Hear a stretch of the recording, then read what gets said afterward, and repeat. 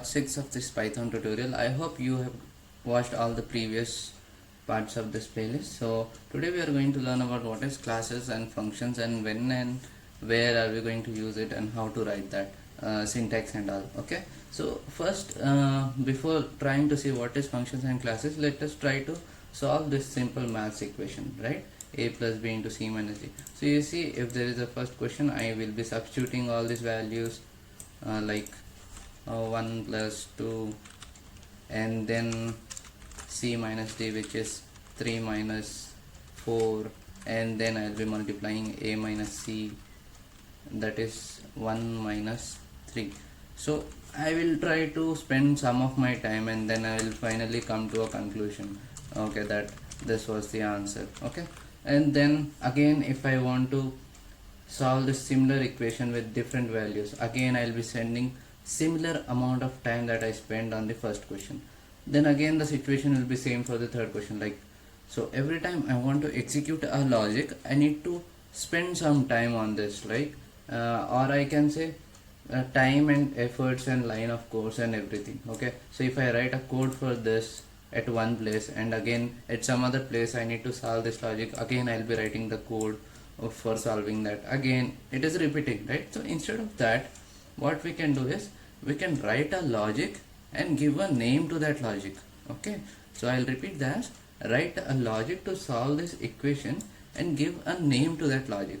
So whenever you want to call a code block which is solving your equation, you just tell it, okay, so this is the value of a, b, c, d, and solve it for me. Okay, so that's how we'll be passing these values to the logic by calling it with the name. Okay, and then it will solve it for us because we have written the code once, we are not writing it everywhere.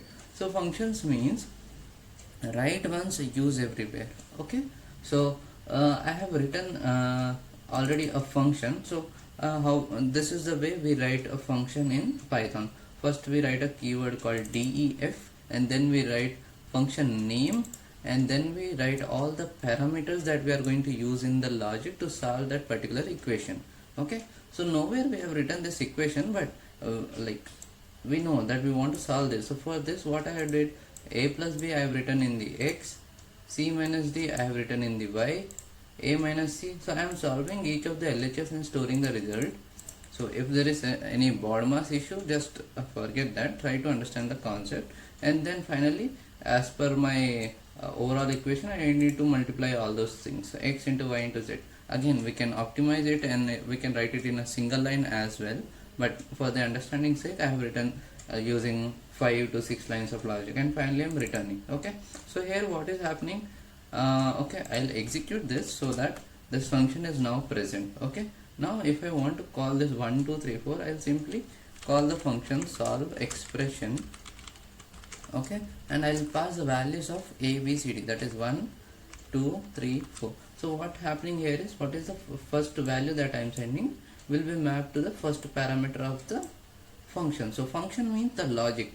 Okay, so here I am passing the second argument, that is 2, will be assigned to the second variable, that is b, c to 3, d to 4. Okay, now I'll try to execute this. So you can see answer is 6. Similarly, if I want to solve with this one, I'll simply call the expression again, solve expression. Okay, first is -1, then second value is 0, third value is 98392, and fourth value is -1343. Okay, you see, we didn't spend much time on solving it again and again. We are simply writing it once and using it everywhere. So that was about function. Like, you got the meaning of function and you got how to write a function. Okay, so whatever you want to return as a result, that will be for that you will be using a keyword called return, and you will return it. Okay, all these things you can write in like your own way. This is our business logic, and finally we are returning here. So that was our syntax of functions and usage of function. Now let's try to understand what is the concept of class. Okay, so here we have wrote a logic for solving one equation. Okay, similarly we have one more equation, so I'll write a logic called solve expression 2. So for that, let me solve expression 2 2. Okay, similarly I can write one more thing called solve expression 3. Like this I can write multiple functions, okay, and I will call it again and again. But what happens is, for suppose as a developer I wrote a function whose name is solve expression, okay, and there is some other mechanic guy who needs some other solve expression function for his own mechanic shed, okay, then there will be a conflict. Like when I call solve expression, whether the logic written in this should be called or whether the logic written by someone else should be called. So for that we have something called packages and its classes. So let me explain you with an example, okay. For I have written this. So for example, let us consider we have a class called vehicle, okay. For a moment just assume that you know what is class and then try to understand. At the end of this, like within 5 minutes, you will be completely aware of this topic, but for a moment assume that you already aware of the class and how to write it. So okay, how to write it I can show it here. I'll write class and then I will write class name, okay, and then inside that I can write all the different functions, okay. For example, first I'm writing definition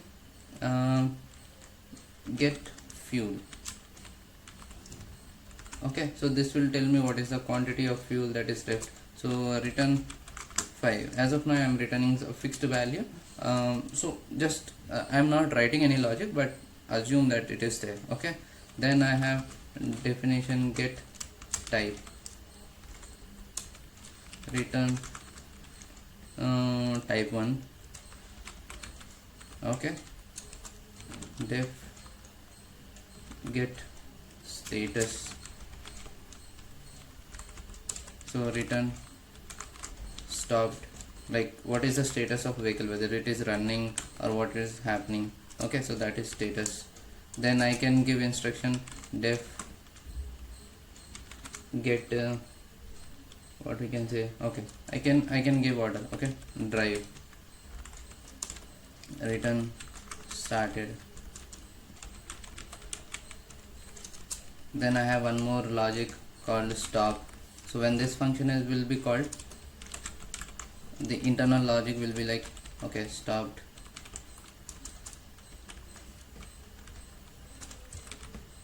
So this is simply returning, but actually we will have a business logic written in each of this function, okay.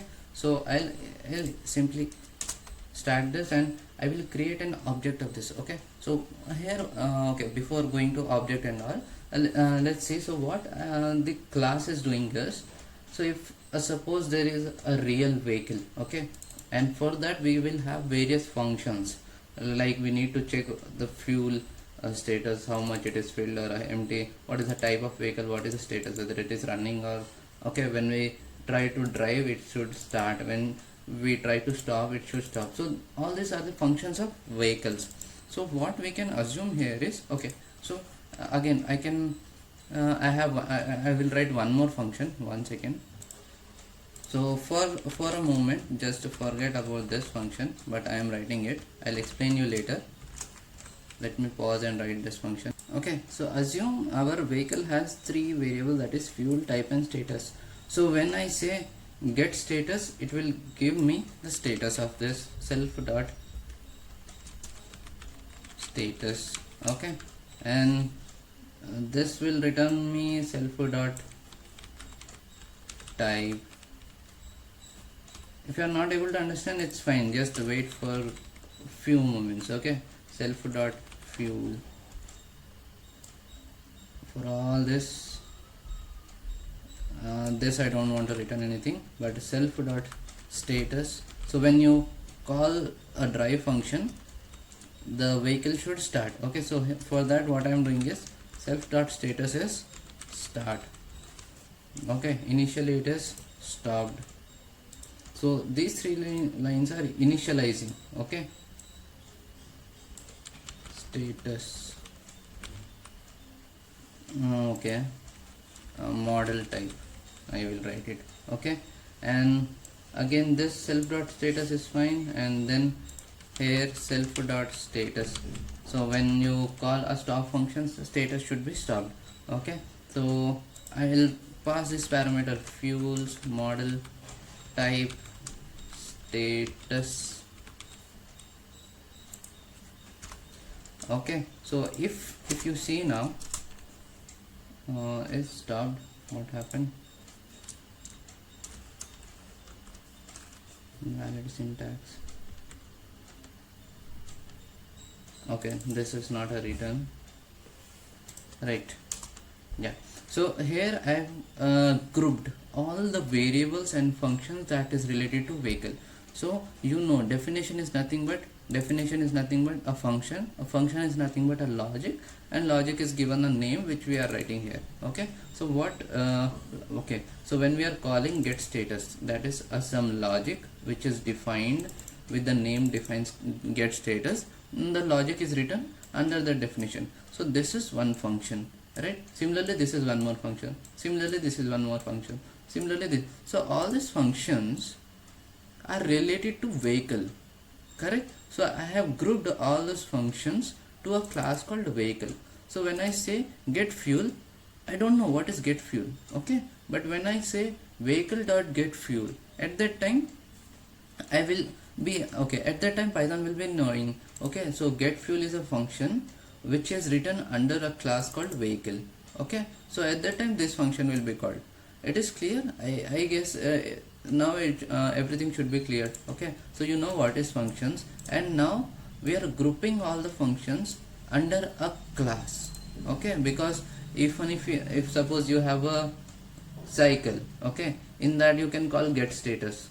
Okay, you have a bike, you will call it as a get status. So when you are calling get status, whether it should call a cycle, whether it should call a bike, or whether it should call some other get status logic, so which logic should it execute? So for that say, we are defining the functions under a class. So if you want to know what is class, then we can simply say that class is nothing but a group of all the functionalities and the related variables related to vehicle. So vehicle has what we can say, fuel, steering, mirrors. So all those will be variables of vehicle, and driving, stopping, accelerating, okay, cleaning, all those will be the functions of vehicle. So all that I am grouping and writing under a class. Okay, I hope now you know what is class and what is function. So what this does, that will be covered in a later moment once you are clear with the, what is class and function. Let's try to call all these functions. Okay, so for calling it, we need to create an object. Okay, so for now what I can say, okay, let me execute, then I can tell you what is an object. So vehicle 1 is equal to vehicle. I am creating an object, and then I'll call vehicle 1. Okay, so when you are creating an object, I am passing fuel, model type, and status. So fuel, I'll say suppose 5 liters, model type is like model 1, and then status is like stopped, and then I have created an object here. Okay, I'll execute this. Now I'll try to call a function inside it saying vehicle dot get status. Okay, so you can, vehicle has no attribute get status. Okay, it is a capital S, takes 0 position. Okay, so here my bad. So if we are using anything in the logic, we need to pass it in the function. So here I am using something called self. Okay, so I need to pass self to everywhere where I am using that. Okay, I'll execute this. I'll create an object. Now I'll call this function. Okay, so initially status was, we passed as stopped. So stopped was assigned to a variable called status, and when we are calling this logic get status, so get status is giving us self.status, so we are expecting stopped. Okay, so you see that now we have created a class and we are making use of all these functions. So let us say drive. Okay, so in that case we use vehicle 1 dot drive. Okay, now we are driving, so we will try to get the status, get status. vehicle 1 dot get status.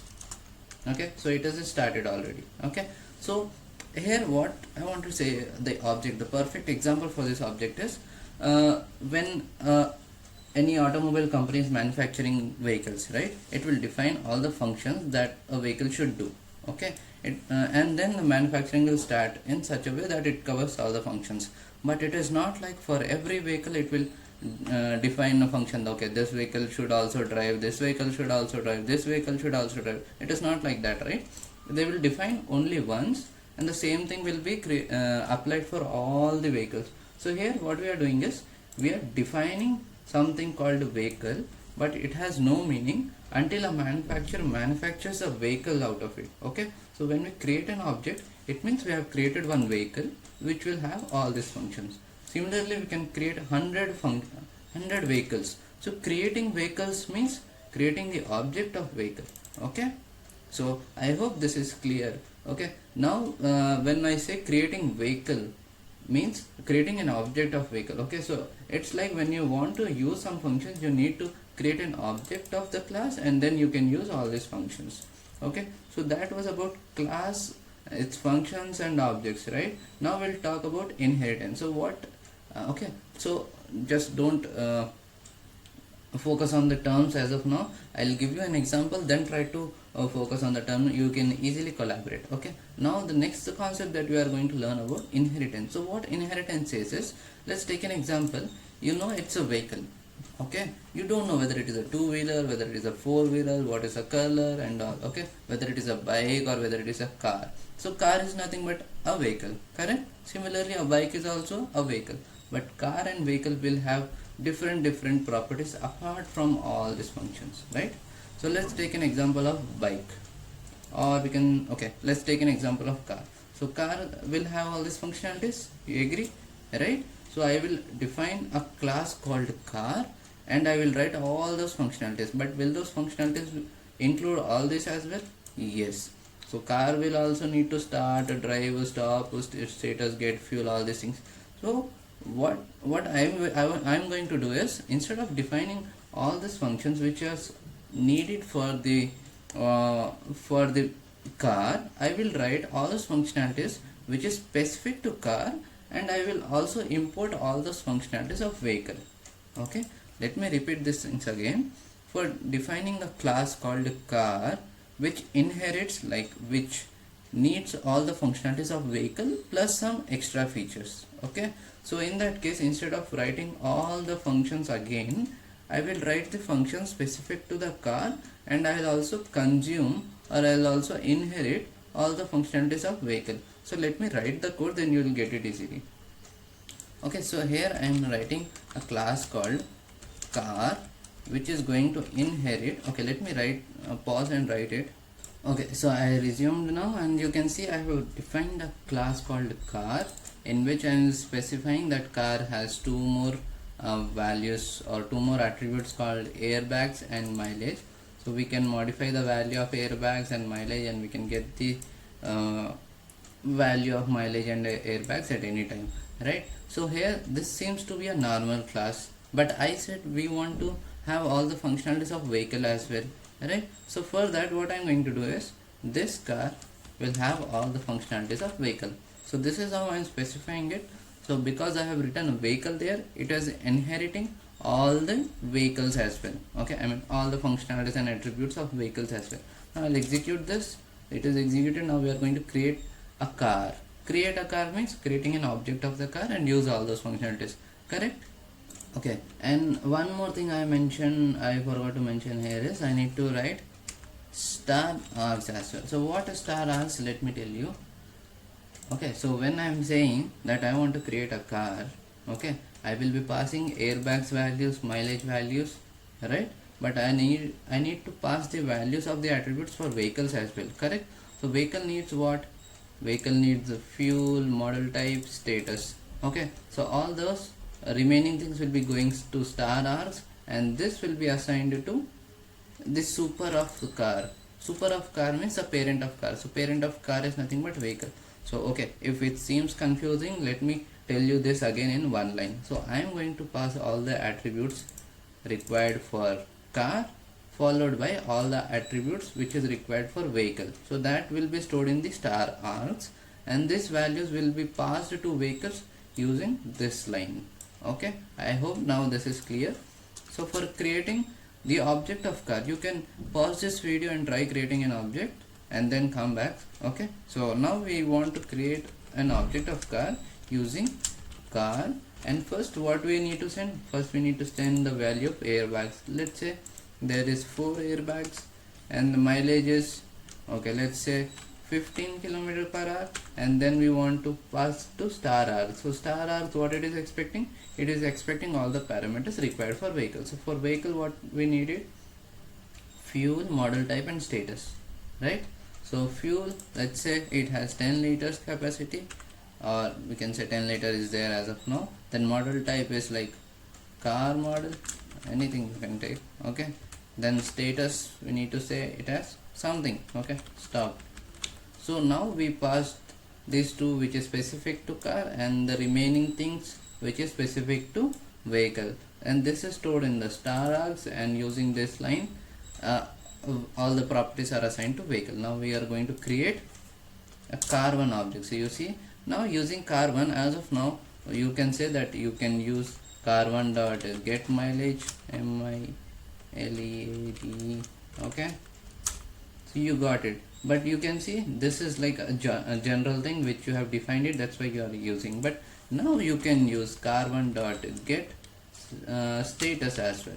So see, in this class, did we define get status anywhere?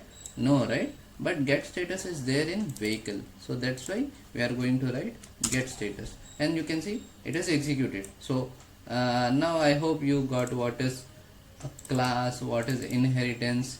Okay, yeah, so that was all about classes and functions as of now, but in the next video we'll go into much depth of class, what is private variables, what is public variables, okay, what is this constructor is, and what are some of the other we can say inbuilt functions. Okay, so yeah, here one more concept you have learned but you don't know the terminology is, this is something which there will be something, okay, like if I print car1, okay, so you see something we got, so it means that some function got executed.